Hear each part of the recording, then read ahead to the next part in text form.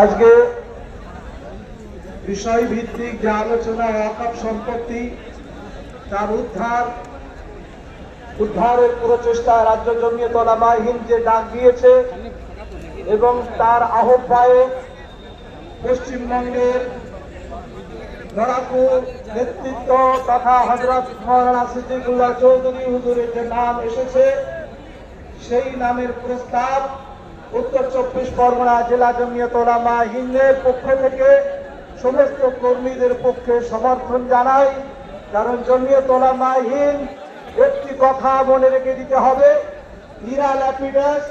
Indian সোসাইটির বই লিখেছেন, তার মধ্যে তিনি উল্লেখ করেছেন